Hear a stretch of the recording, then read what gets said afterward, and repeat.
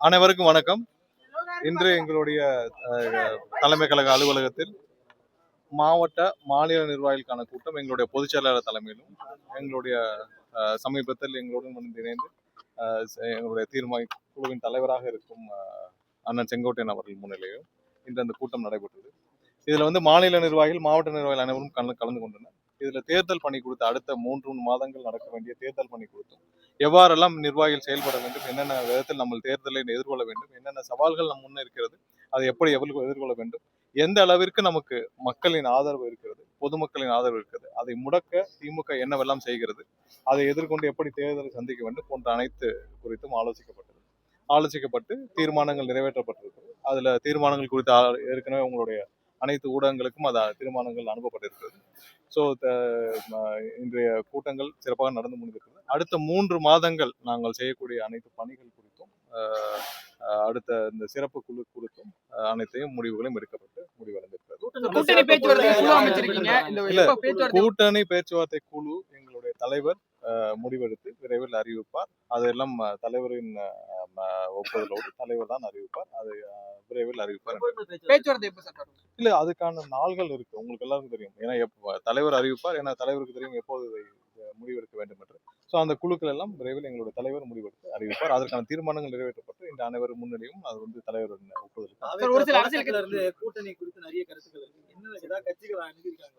இல்ல, நம்ம கூட்டணி குறித்து இந்த இன்னொரு தீர்மானத்திலையும் குறிப்பிடப்பட்டிருக்கு. அதாவது எங்களுடைய தலைவரை முதல்வர் வேட்பாளராக ஏற்றுக்கொள்ளும் கட்சிகளுடன் மட்டுமே, அவர்கள் ஏற்றுக்கொண்டு வரும் கட்சிகளுடன் கூட்டணி அமைக்கப்படும். அதுபோல் கூட்டணி குறித்து பேச்சுவார்த்தை நடத்த குழுக்கள் அமைக்கப்படும். இதெல்லாம் முடிவெடுத்த பிறகு எங்களுடைய தலைவர் வாயிலாக இது அறிவிக்கப்படும். ஸோ கூட்டணி முடிவுகள் எதுவாக இருந்தாலும் தலைவர் வாயிலாக அறிவிக்கப்படும்.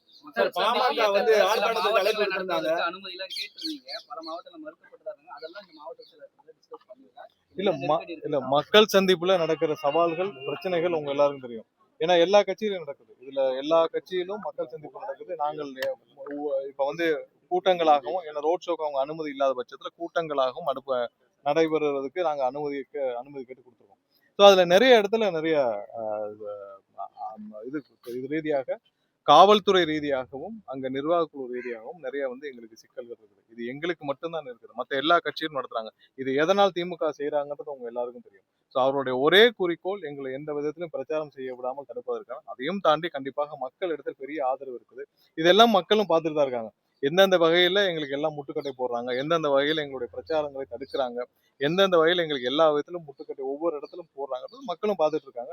அதை தாண்டி கண்டிப்பாக எங்களுடைய பிரச்சாரங்கள், எங்களுடைய தலைவரின் மக்கள் சந்திப்புகள் கண்டிப்பாக நடைபெறும். எல்லாத்தையும் நாங்கள் கடந்து கண்டிப்பாக சந்திப்புகள். முக்கிய கட்சிகள் போன்ற கட்சிகள்ல பாத்தீங்கன்னா அந்த வேட்பாளர்கள் விருப்பமனு தாக்கல் செய்யக்கூடிய பணியை தொடங்கிடுச்சு. தாவேக்கால அந்த பணிகள் எப்ப தொடங்கும்? எனக்கு தெரிஞ்சு ஒரே ஒரு கட்சியில மட்டும்தான் இருக்கு. இதுக்கான டைம் இன்னும் நிறைய இருக்கு. இது இன்னும் ஜனவரி, பிப்ரவரி மாசங்கள்ல பண்ணலாம். அது எங்க தலைவர் கண்டிப்பாக முடிவெடுப்பார். இன்று நம்ம மக்கள் முன்னாடி இருக்கிற சவால்கள் நிறைய இருக்கு. நம்ம கண்டிப்பாக அதை கொண்டு போய் மக்கள்கிட்ட சேர்க்கணும். ஏன்னா இன்னைக்கு திமுக செய்யும் ஊழல்கள், திமுகவிடம் இருக்கும் அனைத்து பிரச்சனைகளும் நம்ம மக்கள்கிட்ட கொண்டு போய் சேர்க்க வேண்டிய கட்டாயத்தில் இருக்கிறோம். அது அனைத்து குறித்தும் இன்னைக்கு டிஸ்கஸ் பண்ணப்பட்டுச்சு. மக்கள் பிரச்சனைகளை எதிர்கொண்டு நம்ம சந்திக்க வேண்டும். ஏன்னா இன்னைக்கு ஒரு வாரமா பார்த்துட்டு இருப்போம். இந்த ஒரு வாரத்தில் பெரும்பாலும் ஊடகங்கள் கவர் செஞ்சது என்னன்னு பாத்தீங்கன்னா, திரு கே நேரு அவர்களின் ஊழல் பற்றி அமலாக்கத்துறை எழுதிய கடிதம் பற்றி. ஸோ இதுவரை திமுகவிடம் வந்து எந்த பதிலும் இதுவரை அவர்கள் வாயும் திறக்கவில்லை, எதுவும் சொல்லவில்லை.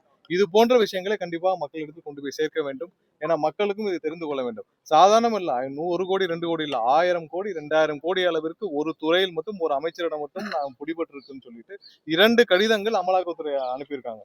இதுவரை இது சம்பந்தமாக முதல்வர் தரப்போ இல்ல யாருமே இதுவரைக்கும் வாயே திறக்கவில்லை. ஒண்ணு ஆமான்னு சொல்லுங்க, இல்ல இல்லன்னு சொல்லுங்க. ஒண்ணு ஆமா எங்களுக்கு கடிதம் வந்திருக்குன்னு சொல்லுங்க, நாங்க நடவடிக்கை எடுக்க மாட்டோம்னு சொல்லுங்க, இல்ல எங்களுக்கு கடிதம் வரவில்லைன்னு சொல்லுங்க. ஏற்கனவே ஒரு அமைச்சர் கைது செய்யப்பட்ட போது தொட்டுப்பார் சீண்டிப்பார்னு வீடியோ அமைச்சாரு முதல்வர். சோ இப்ப ஏன் அதே மாதிரியான இப்போ வந்து அமலாக்கத்துறையில இருந்து 2500 இது வந்து பணி நியமனங்கள்ல ஊழல் நடந்திருக்குன்னு அமலாக்கத்துறை முதல் கடிதத்தில் சொன்னதாக செய்தி குறிப்பில் வந்திருக்கு. அது இல்லாமல் 1000 கோடி அளவுக்கு ஊழல் செய்ததாக அந்த ஊரக உள்ளாட்சி துறையில எல்லா இடத்துலயும் ஊழல் நடந்திருப்பதாக 2வது கடிதம் அனுப்பப்பட்டதா ஊடகங்கள் எல்லாத்துக்கும் வந்திருக்கு. சோ இது சம்பந்தமாக இதுவரை ஏன் முதல்வர் தரப்புல இருந்து ஒரு வார்த்தை கூட வரவில்லை? ஏன்னா இதுல சாதாரணம் இல்ல, ஒருத்தர் ஏன்னா இந்த உத்தரவுகள், அந்த நியமன உத்தரவுகளை வழங்கியதே முதல்வர் தான். இதுல இன்னும் ஊடகங்கள்ல பல இடத்துல பார்த்தப்ப பார்ட்டி ஃபண்டுன்னு கலெக்ட் பண்ணிருக்காங்க. அதாவது திமுகவிற்கு பார்ட்டி ஃபண்டுன்னு, திமுக பார்ட்டி ஃபண்டுனா எங்க அங்க இருக்கிற ஒன்றிய செயலாளர், நகர செயலாளர் கிடையாது. திமுக தலைமையின் பெயரை சொல்லி திமுக தலைமைக்கு பார்ட்டி ஃபண்டுன்னு சொல்லி தான் கலெக்ட் பண்ணியிருக்காரு நேரு அவர்கள், அவருடைய சார்ந்த பிஏக்கள்னு. ஸோ இதெல்லாம் துரிதமாக நடவடிக்கை எடுக்க வேண்டிய விஷயம், சாதாரணமா இல்லை. ஏன்னா இந்த துறையிலும் தான் மக்களுக்கு நேரடியாக பாதிக்கப்படுது. ஏன்னா 4000 கோடி 5000 கோடி இன்வெஸ்ட் பண்ணி வடிகால் பணிகள் நடந்திருக்கு. 4.5 வருஷமா நீங்களும் ஊடகங்கள்லாம் கேட்டுட்டு இருப்பீங்க. 90% முடிஞ்சிச்சு, 85% முடிஞ்சு, 40% முடிஞ்சுன்றாங்க. இது வரைக்கும் எங்க நடந்தது, என்ன முடிஞ்சதுன்னு தெரியல. ஏதாவது ஒரு ஏரியால ஆமால் வடிகால் பணி இந்த இடத்துல முடிஞ்சிருக்காங்க. அப்ப அந்த பணிகள்ல எவ்வளவு ஊழல் நடந்திருக்கும்? இதுவரை அந்த துறையில 2 விஷயத்துல மட்டும் தான் அவங்க அமலாக்கத்துறை கொடுத்திருக்காங்க. அப்ப அந்த அந்த அந்த துறையில நடந்த எல்லாவற்றிலும் இதே மாதிரி ஊழல் நடந்திருக்கான்னு தெரியல. இது ஒரு அமைச்சரவை மட்டும். இது மாதிரி இருக்க அனைத்து அமைச்சரவைகளும் எத்தனை லட்சக்கணக்கான, ஆயிரக்கணக்கான கோடிகள் ஊழல் நடந்திருக்குன்றது நம்ம எல்லாம் கண்டுபிடிக்க வேண்டிய கட்டாயத்தில் இருக்கோம். இதெல்லாம் மக்கள்கிட்ட கொண்டு போய் சேர்க்க வேண்டிய கட்டாயத்தில் இருக்கோம். இதை மற்றவர்கள் செய்வார்கள் இல்லையா, கண்டிப்பாக தமிழக வெற்றி கழகம் சார்பாக சரி, இது என்ற குறித்து நிர்வாகி. வழக்கு விசாரணை மேற்கொள்ள தமிழகத்துக்கு நீதிமன்றம் இல்ல இதுல வழக்கு விசாரணை எப்படின்னா, இது வந்து ஊடகத்தில் அமலாக்கத்துறை அனுப்பி இருப்பதாக ஊடகத்தில் வந்துள்ளது. இது சம்பந்தமாக விளக்கம் கொடுக்க வேண்டியது கண்டிப்பாக மாநில அரசு, முதல்வர் தரப்பிலிருந்து விளக்கம் கொடுக்க வேண்டும். ஏன்னா அனுப்பிச்சிருக்கு, டிஜிபி காமிச்சிருக்கேன்றாங்க, விஜிலன்ஸ் காமிச்சிருக்கேன்றாங்க, அது இல்லாமல் மற்ற துறைகளுக்கு காமிச்சிருக்கேன்றாங்க, ஹோம் செக்ரட்டரி காமிச்சிருக்கேன்றாங்க. இதில் வழக்கு தொடுக்கணும்னா ஒண்ணு இடி தொடுக்கணும் வழக்குகள், இல்லைன்னா அந்த ஆவணங்கள் யாரிடம் இருக்கோ அவர்கள் வழக்கு தொடுக்கலாம், யாரு பாதிக்கப்பட்டார்களோ. ஆனால் இதுல இருந்து என்னைக்கும் தப்பிக்க முடியாதுன்ற மட்டும் இவர்கள் தெரிந்து கொள்ள வேண்டும். வேணா ஒரு மாசம் தள்ளி போடலாம், ஒரு வாரம் தள்ளி போடலாம், 2 வாரம் தள்ளி போடலாம்.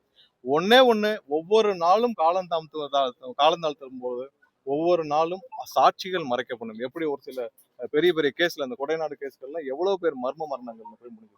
அது மாதிரியான விஷயங்கள் இதுலயும் நடக்கக்கூடாது. விரைவாக இதுல வந்து விசாரணைகள் தொடங்கப்பட வேண்டும். ஏன் நீங்க தான் உங்களுக்கு மேல தவறு இல்ல, நாங்க எந்த தப்பும் செய்யலைன்னா வழக்கு உங்க டிவிஎஸ்சில தானே வழக்கு தொடுக்க போறீங்க. டிவிஎஸ்சில வழக்கு பதிவு செய்து நீங்கள் விசாரிக்க அவர்கள் ஆவணங்களை கொடுத்துள்ளதாக இடி சொல்லியிருக்காங்க. ஸோ அதை நீங்க எடுத்து விசாரிக்கிறதுல உங்களுக்கு என்ன பிரச்சனை? ஸோ இன்னைக்கு காலம் தாழ்த்தும் ஒவ்வொரு நாளும் ஒரு சாட்சிகள் மறைக்கப்படும், சாட்சிகள் அளிக்கப்படும்ன்றதான் மக்கள் மன்றத்தில் முன்னால் வைக்கப்படுகிறது. இது அவர்கள் சீக்கிரமாக இதை வழக்கு பதிவு செய்யப்படும் தான் எல்லோருடைய விருப்பம்.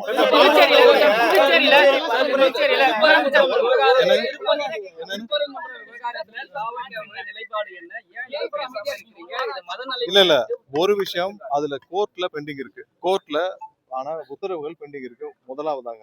அடுத்ததாக இது திமுக வந்து ஒரு வாரமா ஆர்டர் போட்டு 3 நாட்களாக திமுக வந்து ஏன் வெயிட் பண்ணிட்டு இருந்தாங்க? வெயிட் பண்ணி ஒரு தரப்புல இருந்து கூட்டங்கள் அதிகமாகுது, எல்லாம் சட்டம் ஒழுங்கு சீர்கட்ட வரைக்கும், அது 6 மணி வரைக்கும் ஏன் வெயிட் பண்ணாங்கன்னு தான் தெரியல. அடுத்ததா என்னன்னா, திமுக தரப்பான அரசு வழக்கறிஞர் வந்து 6 மணி வரைக்கும் நாங்கள் எங்களுக்கு டைம் இருக்கு, நாங்கள் விலக்கை ஏற்றுவோம் சொல்லி ஒரு தவறான தகவலை கோர்ட்ல சொல்லியிருக்காரு. இது போன்ற பல விஷயங்கள் நீதிமன்றத்தில் அவர்கள் தவறான வாதங்களை வைத்தது. ஏன்னா எதுக்காக ஒரு அரசு வழக்கறிஞர், திமுக அரசு வழக்கறிஞர் கோர்ட்ல, ஏன்னா நீங்க ஒண்ணு இல்லைன்னு சொல்லியிருக்கணும், ஆமான்னு சொல்லியிருக்கணும். 6 மணி வரைக்கும் அரசு வழக்கறிஞர் வந்து எங்களுக்கு டைம் இருக்கு, நாங்க வந்து விலக்கேற்றுவோம் சொன்னனாலதான் இவ்வளவு கூட்டம் கூடிச்சோ அப்படின்ற சந்தேகம் எல்லாருக்கும் ஏற்படுது. ஸோ தவறான தகவலை இந்த அரசே இப்படி ஒரு அசாதாரண சூழ்நிலை கிரியேட் பண்ணுச்சுன்னு தான் நாங்க நினைக்கிறோம்.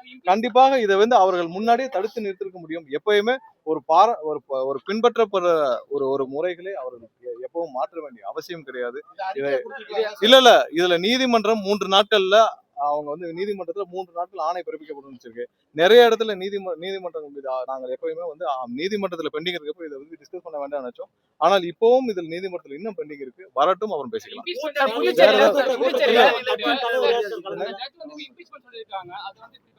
இல்ல நீதிமன்றங்களுடைய விவகாரத்தில் நம்ம தலையிட வேண்டாம், அது வரட்டும் பார்த்துக்கலாம்.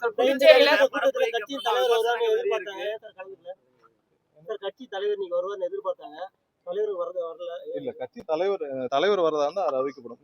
கூட்டணி நிலைப்பாட்டுல உறுதியா இருக்கீங்களா? கொள்கை எதிரி, அரசியல் எதிரி கூட இல்ல தெளிவா சொல்லியாச்சு, இன்னைக்கு இருக்க தீர்மானத்துல வரைக்கும் தெளிவா சொல்லியாச்சு. அப்புறம் என்ன சந்தேகம் இருக்கு? வேற ஏதாவது கேள்வி?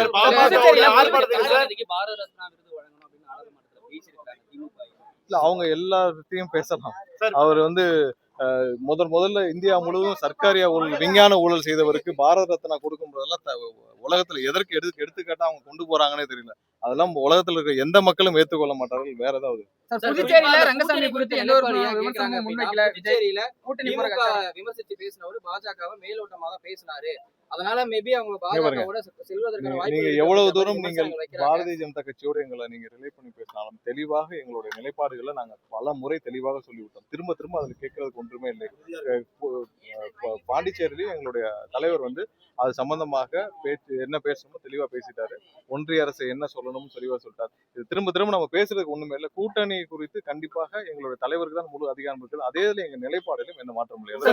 ரங்கசாமி என்ன காரணம் சார்? கூட்டணிக்கு அச்சாரமா சார்? இல்ல அது எங்க தலைவர் முடிவு செய்வார். இன்று அவங்களுடைய கட்சி சார்பாக வந்து அழைப்புகள் விடுத்திருக்கிறார். கண்டிப்பா எங்களுடைய தலைவர் முடிவு செய்வார். ஏன்னா அது எங்களுடைய கொள்கை, எங்களுடைய இதுலயும் தீர்மானங்களையும் அது ஒன்னாவது தீர்மானம். அதனால கண்டிப்பா சம்பந்தமா குறிப்பா அதுல வந்து திமுக அல்லாத கட்சிகளுக்கு தான் அழைப்பு விடுக்கப்பட்டிருக்குது. அப்படி இருக்கும் பொழுது பாஜகவோட இல்ல இது சம்பந்தமா கூட்டணி கட்சிகளும் இல்ல இதுல என்ன மாதிரியாக கலந்து கொள்ள வேண்டும், எப்படி ஆதரவு கொடுக்க வேண்டும் என்பதை எங்களுடைய தலைவர் தான் முடிவு செய்வார். ஏன்னா இப்பதான் கொடுத்திருக்காங்க, இன்னும் 5 நிமிஷம் கூட ஆகல. அதுக்குள்ள கொஞ்சம் டைம் கொடுக்கணும். தலைவருக்கு கண்டிப்பாக தெரிவித்திருக்கிறோம். அது சம்பந்தம் முடிவு இருக்கும். புதுச்சேரியில ரேஷன் கடை இல்ல அப்படின்னு விஜய் அவர்கள் பேசுறாரு. ஆனா அங்க இருக்கிற மினிஸ்டர்ஸ் சொல்றாங்க உங்களுக்கே தெரியும். நீங்க போய் இது மக்கள்கிட்ட கேளுங்க அங்க என்ன நடக்குது. ஏன்னா ரேஷன் இல்ல ரேஷன் ஒரே நிமிஷம் ரேஷன் இல்ல ஒரே நிமிஷம் ரேஷன் கார்டுகள் இருக்குது, கடைகள் மூடப்பட்டிருக்கு, கார்டுகள் இருக்கு. ரேஷன் கார்டு இருந்தா மட்டும் அங்க ரேஷன் கடை இருக்குன்னு அர்த்தம் இல்ல. ரேஷன் கார்டு இருக்கு, உங்களுக்கு தேவையானப்ப வந்து ஏதாவது பொங்கல் தொகுப்பு கொடுத்துட்டு அடைச்சிடுறது இல்ல. அங்க வந்து ரெகுலரா ரேஷன் கடைகள் இயங்கப்பட வேண்டும்ன்றதான் குறிக்கோள். அதுல நீங்க மக்கள் மன்றத்துல போய் கேட்டாலே தெரியும். வேற ஏதாவது புதுச்சேரி முதலமைச்சர் மேல வந்து விமர்சனம் வைக்கல. அதுக்கு என்ன காரணம்? கூட்டணி அச்சாரமா? நன்றி எல்லாரும் பாத்துக்கலாம். நன்றி எல்லாரும் பாத்துக்கலாம்.